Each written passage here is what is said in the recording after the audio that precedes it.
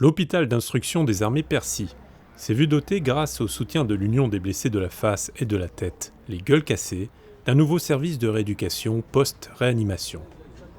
Il faut d'abord voir ce service de rééducation post-réanimation comme la porte d'entrée dans ce futur et grand projet que constitue le pôle de réhabilitation de la Défense, qui va très fortement lier dorénavant le service santé des armées avec les hôpitaux de Percy, de Bégin et les Invalides. Ces services de rééducation post-réanimation ont vraiment pour objectif d'être une passerelle entre les services de réanimation et les services de rééducation classiques pour des patients dont la lourdeur en soins et l'instabilité rendent impossible le transfert en service de rééducation classique. Le premier type de patients sont des patients atteints de traumatisme crânien ou d'accident vasculaire cérébral, par exemple.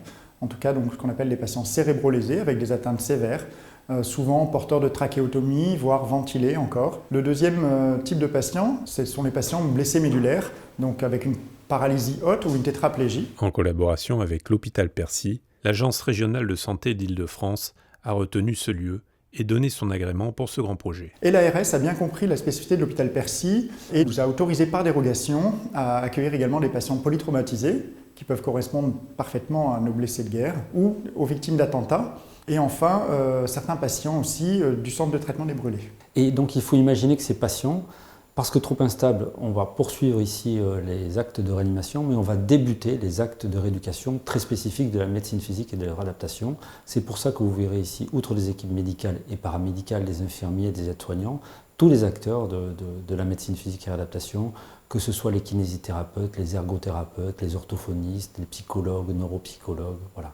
C'est vraiment une action concertée autour du patient qui débute très tôt sur des patients instables, qui leur permet quand même de leur donner toutes les chances de récupération. Et donc c'est grâce au financement des gueules cassées que nous avons pu équiper ces chambres et l'ensemble du service en termes de matériel et réaliser également les travaux d'infrastructure, puisque c'était des chambres doubles que nous avons dû transformer en chambres seules pour permettre justement d'accueillir cet environnement de réanimation médicale. De la même façon, la salle de soins est issue de la transformation de 2 chambres qui ont été réunies en une seule. Donc c'est l'ensemble de ces travaux sur cette aile, qui était une aile du service de rééducation, qui a été financée en partie par la générosité des gueules cassées. Par exemple, si on voit ce lit, on le voit ici donc, en position assise, qui est que l'on atteint progressivement, et avec un contrôle possible de l'angle d'inclinaison de la tête, qui permet de s'adapter à toute pathologie du patient. Il revient bien sûr en position après couché normalement. Il permet également de peser les patients dans leur lit, ce qui est très intéressant pour quand les patients ne sont pas mobilisables. Donc ça c'est pour ce qui concerne le lit. Il est bien sûr variable en hauteur dans tous les sens. Il peut également avoir la tête en bas pour aider à la manipulation des patients ou en cas de réanimation.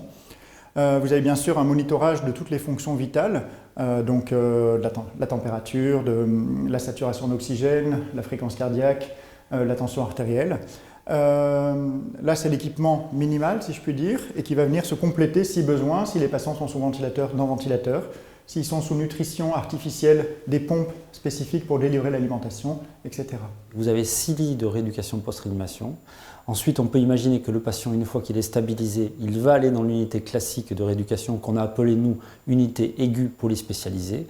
Et quand il aura récupéré suffisamment d'autonomie dans la vie quotidienne, dans les activités de préhension, de locomotion, de cognition, eh bien, il ira aux Invalides pour débuter les phases de réadaptation et de réinsertion socio-professionnelle, sportive, conduite automobile, enfin toutes ces activités. Aujourd'hui, ce qui fait le secret d'un parcours, c'est la coordination de tous les acteurs. Mais pour moi, c'est la coordination entre l'hôpital et tous les autres acteurs qui sont autour du blessé, quel qu'il soit. Opérationnel depuis le mois de janvier 2017, le service a été officiellement inauguré le 18 avril par le directeur de l'hôpital, le médecin général inspecteur Jean-Paul Pérez.